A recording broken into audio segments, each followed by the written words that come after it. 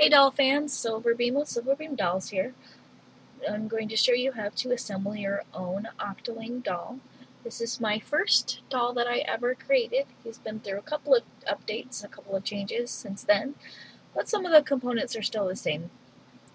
And you can get him directly off the company that I print him with, called Shapeways, and I will put a link below, and assemble him yourself. You will need, of course, all of the pieces. The pieces that should come from Shapeways is the head cap, two larger upper single joints, two smaller elbow joints, the upper torso, the lower torso, 8 different tentacles, the hands, make sure you've got a left and a right, and then 2 lower arms and 2 upper arms. The arms can be interchangeable. There's no left or right to the arms in this specific doll. The other items you will need that will not come from the printers, this is all the stuff you will get at the printers, this you'll need to get elsewhere, is a jump ring, that you would use in jewelry, 6 to 8 millimeter ring, nice good strength. Make sure that the split in the ring is nice and closed. There's no big gap in your ring. You will also need a strong piece of wire with a little hook on the end to help you string the tentacles on. A toothpick comes in handy, not as necessary. A little brush sometimes if you to help clean out any excess powder if it comes very powdery. You will need either an X-Acto or artisan craft blade or a small Dremel, and then you will need that's 0.7 millimeter clear beading cord is what I like to use for my cord. What you want in a cord is you want something with a good tension. If you pull it, it'll snap back into place and not become permanently stretched out. Something with a good strength. It's not super easy to break in your hands. And then around 0.7 millimeter in diameter, 0.5 to 0.7 millimeter will be a good size to make sure it fits in all of the parts. And you can get that on Amazon or a craft store or Walmart. I'm seeing it at. Okay. Now, first thing you're going to do is make sure your doll is cleaned.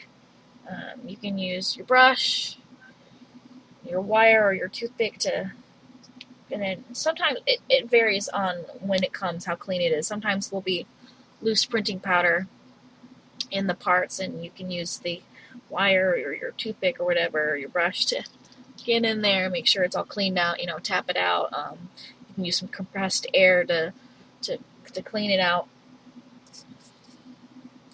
But you do want to make sure you wear a mask if it needs extra cleaning like that, because you don't want to get the plastic particles into your lungs.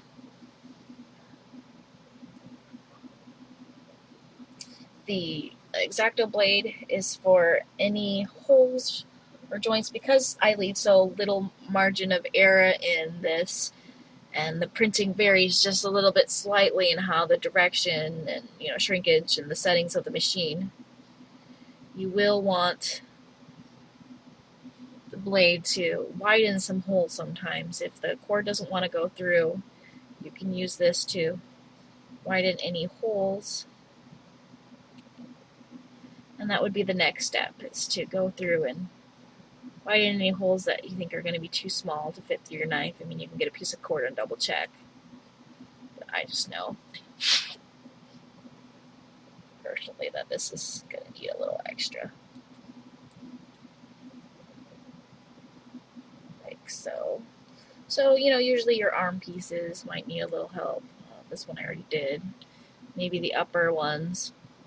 Sometimes this neck hole needs to be a little bit widened. But for the Octoling, that should be about it for needing it. The other pieces should be fine.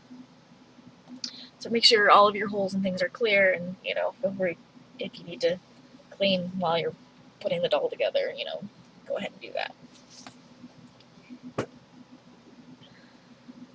Okay. Now, for the tentacles, you'll need one nice long, this is doubled over cord, you know, about that long. Should be fine. A little more, a little less would work. And if you want, you could do the tentacles with two different cords. It's up to you. I don't recommend doing one cord per tentacle because then it gets just too complicated and it gets all mucked up. There's not enough room on the inside. Okay. And of course, it doesn't really matter which, you know, order they go in because you can just put them wherever you like aesthetically or how it looks. Go ahead and take your cord and string it through. Make sure the ends match up. One of your tentacles. Take one end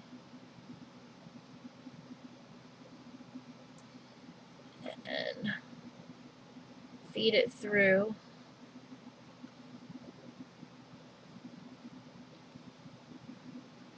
and the next hole over. Put your hook through and then fish out with the hook the cord. We're gonna see. The cord goes in here, and then I use the hook to come out through the next one.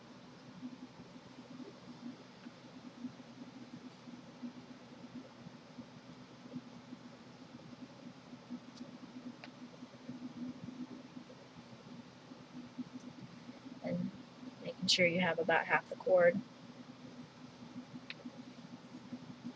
I'll go to the next. Grab another tentacle.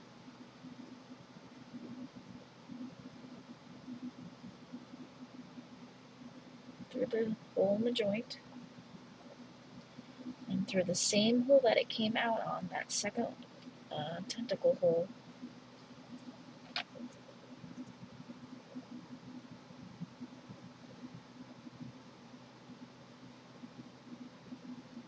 Put the cord through.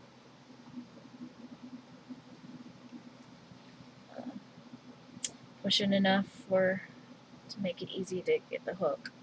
And then with your hook, go to the next hole, which is now the third hole.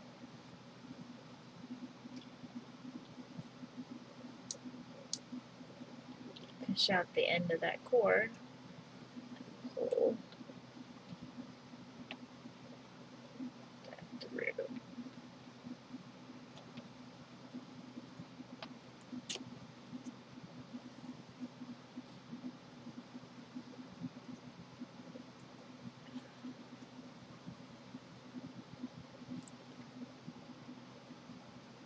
Now really, this tentacle is really just helping to weigh the cord down so we don't pull too much. So now we have one attached, and we will go ahead and do the others.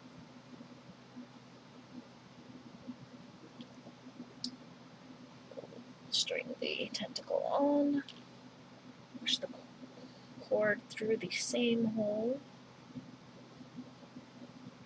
that it came out of, go to the next empty hole,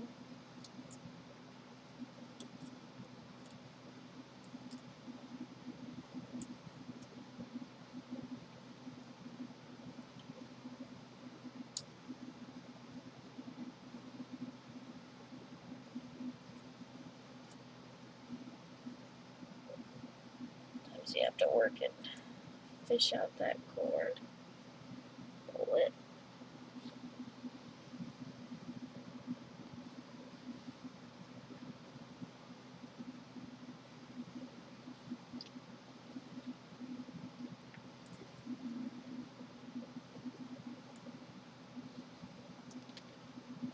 And then do that for the next 3 or 4 tentacles, and then we'll switch to this other loose cord. Do the rest of them on the other end. I like to put that on the front personally, so I'll grab that one.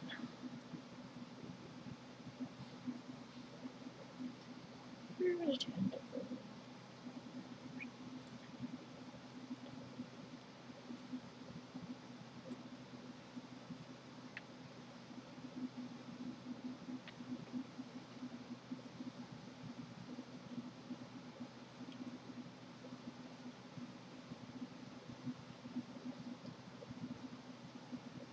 Don't worry too much about keeping it taut or tight, because it's really hard to do that anyway.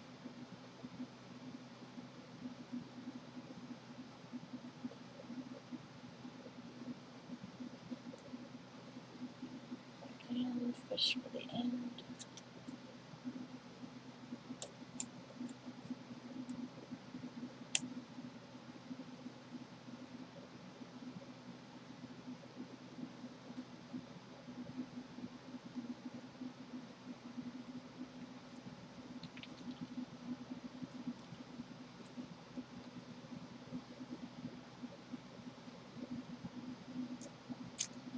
We will do one more and then we will switch to the other end of the cord. So this time we will string our tentacle on, and instead of going to the next hole, we will go up through the top of the torso. Sometimes the string will be nice to do that on its own, and sometimes you'll need the hook. There we go.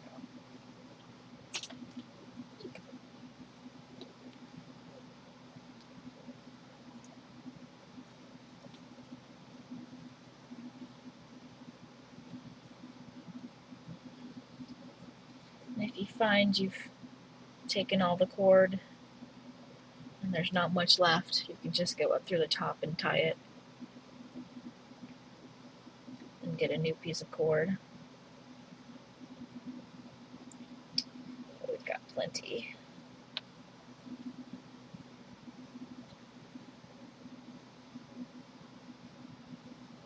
Okay, so same thing with the other side. With the tentacle on, back through the same hole.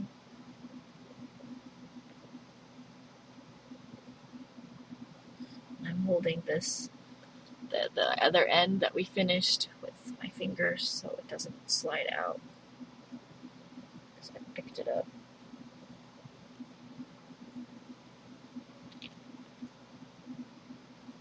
Try not to get the cord tangled around the other tentacles and strings. See, I've almost made a knot. I have to get the tentacle through. Okay.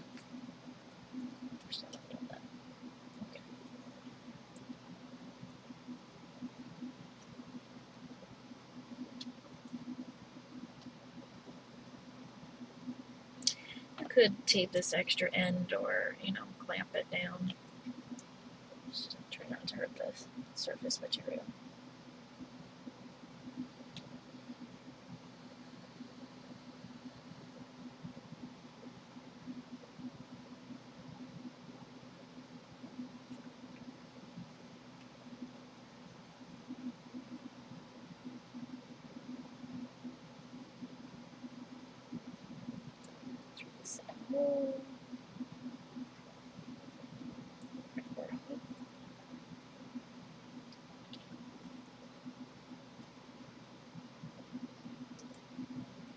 Got a nice good amount of light that you can actually see the glint of the cord inside the torso, so that helps.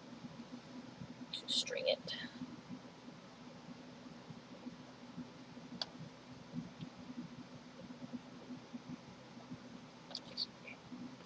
I want to use this tentacle.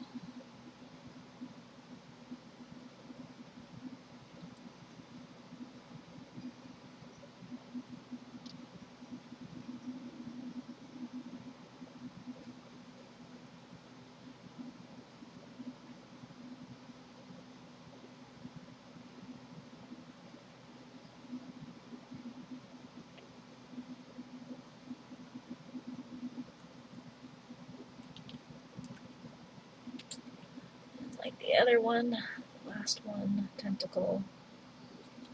It will loop through, go through the same hole, but then go up through the top.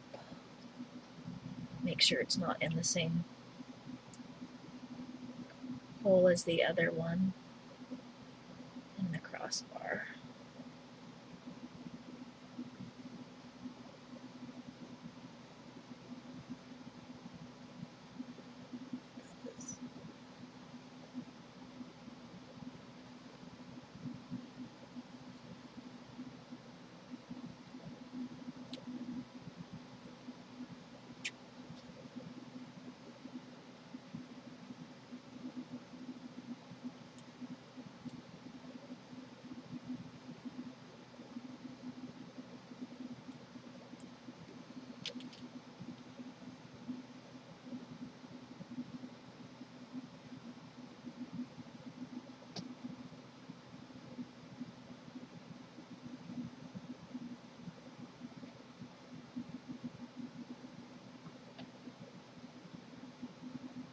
There we go. So now we have two ends and different holes along the crossbars. Now, to make sure that the tentacles are taut and they're not loose and all dangly, we need that tension to be able to pose them. So these are the two tentacles at the end. So we'll go somewhere in the middle on the opposite side, pull, and then pull the next one, which then pulls the string. And just feed and work this string all the way to the end cord, so then we can then pull this string here to get them tight, and then do the same for the other side. You may need to do this a couple of times. Pull the excess, and pull to the next one, feeding that excess all the way to the end.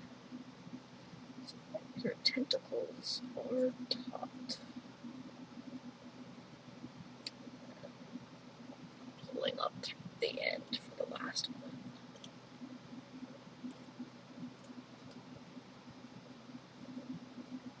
Do it one more time just to make sure you've got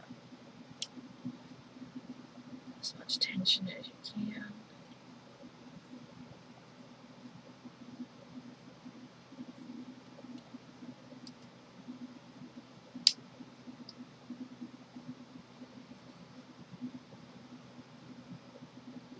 That's pretty good.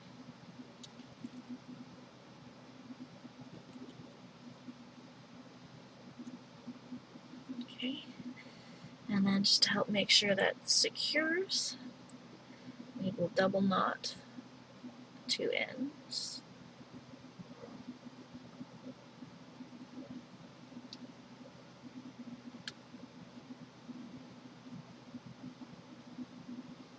Triple or quadruple knot, just as long as you feel it's secure.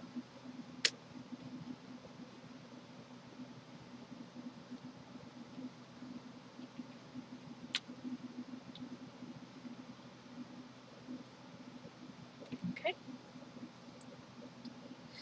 And then the extra here we will use to,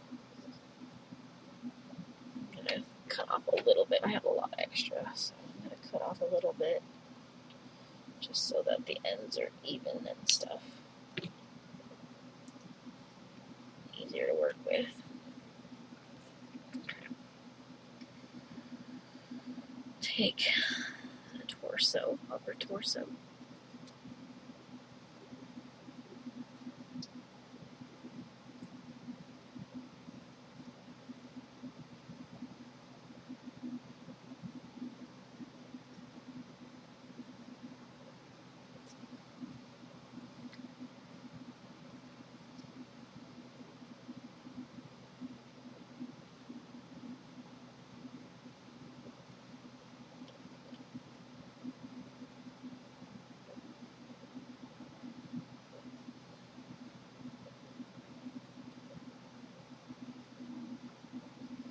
ends of the cord up through the torso. Make sure it is taut. I like to use 2 fingers to kind of push and pinch and hold the thread, the cord, holding that right there to keep it. And through the next piece, which is the head. Again, making sure we're keeping that taut. And then again, pinching that there to keep it taut. While we grab, instead of the next piece, it is the jump ring. Making sure that goes all the way down to the neck at the base of the head. And then, like earlier, we're going to do double knot. Make sure the knot goes all the way down. You can use your toothpick or your finger to push it down to base. Make sure our strings are all taut.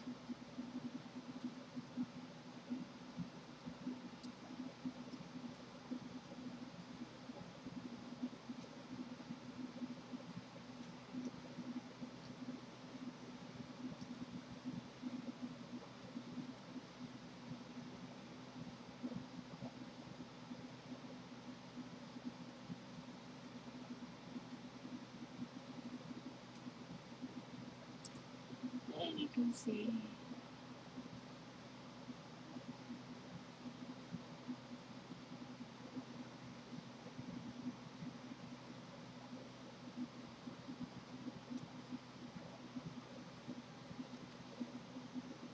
he is posing and doing pretty well. Alright, now cut off the excess. So it won't get in the way of your eyes. And we are now ready to do the arm. So again,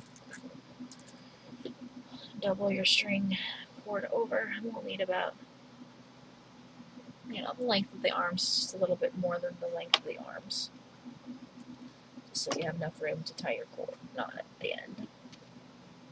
Grab one of your hands, put the cord through the wrist, make sure the ends are now even. Pull that piece all the way down and make sure you put your hands on the right side, the left on the left, the right on the right. Next piece, the smaller end goes towards the wrist on the lower arm. Again, if those holes are too small, you can whiten them up with your knife or your Dremel. Grab your elbow joint and through. I find it does a little bit better posing. It's not really necessary, but you want them the same direction. You want your joints all to be the same direction, up or down. So the slot on one end towards the lower arm, and then the upper arm, again the smaller diameter of the cylinder goes down towards the elbow joint.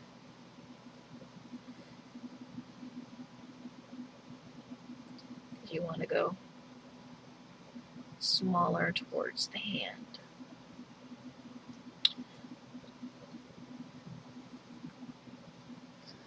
And then the shoulder joint, again making sure that slot is down towards the hand.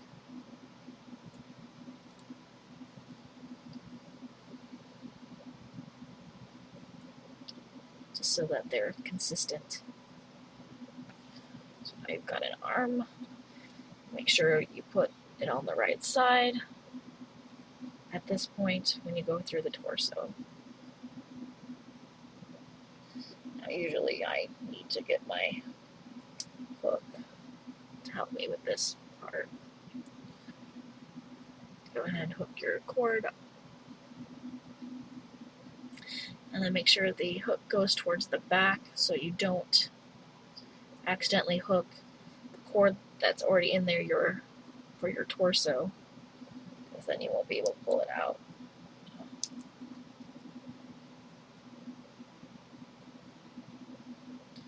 pull the cord through. And the same with the hand, just the other opposite.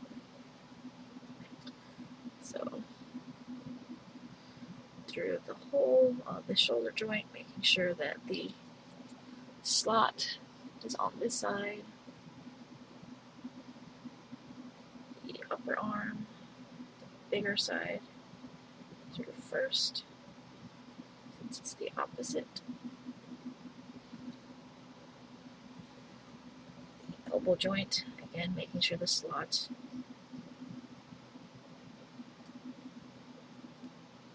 is on that side, not this side, this side. The lower arm.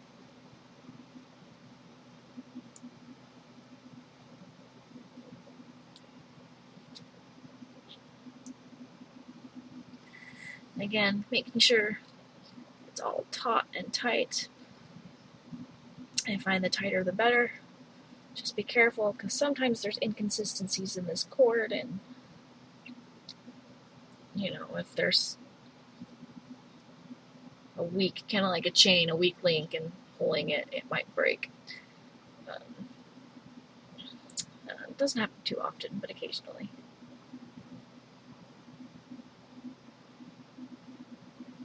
Pull through the wrist. I like to do the knot at the bottom of the wrist. It's up to you which direction, but we will knot the cord.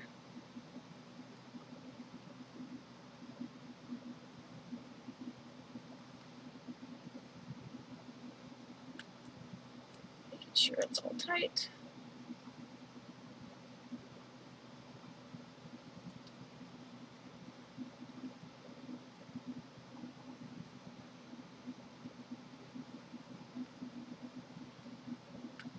Do it 3 times just to make sure. Pull that knot tight. And then cut off the extra close to the knot, but not right on top of the knot, because you want to make sure that you don't accidentally cut the knot, because then it would obviously come all undone. But you can see just how well it does. So now, he is all completely assembled.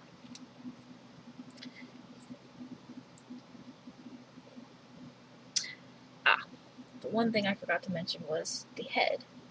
Sometimes the head cap is a little tight. What you're going to do, if it doesn't want to fit on, it's a little tight, go and cut off a layer or 2 on the inside of this head. If it's still a little tight, but it fits, but it's a little tight, scrape some of the edge of this lip here so that it's smooth, it doesn't have that surface texture, and it'll slide on and off easier. He takes about 5 millimeters, 5 to 6 millimeters will work. Eyes, you can use beads or whatever round thing that you can that will fit in there. And then you can use your poster tack or your silicone earplugs. Just make sure it's white or clear, because anything with dye or color can and will stain this material.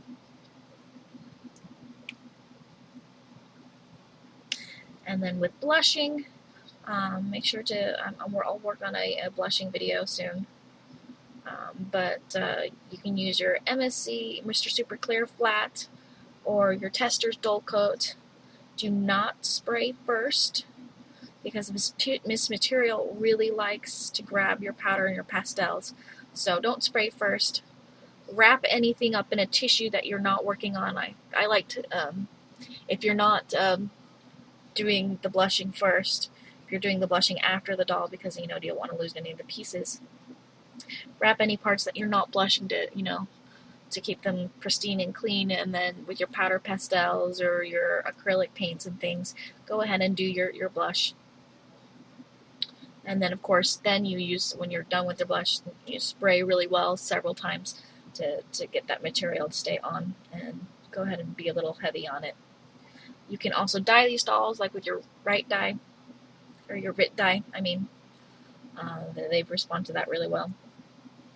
Feel free to grab an extra part and do a test place first. And then feel free to ask me any questions or anything. Emailing me is probably the best way to get a hold of me now, or through my Etsy or my Facebook, and I will post links and things like that below.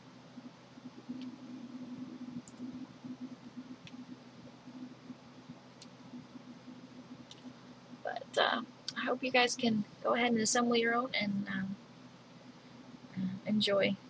You can see my other video of my review on him and how well he poses, and for a more review about him and his posability, and then any other videos. Take care, guys. Have a great dolly day.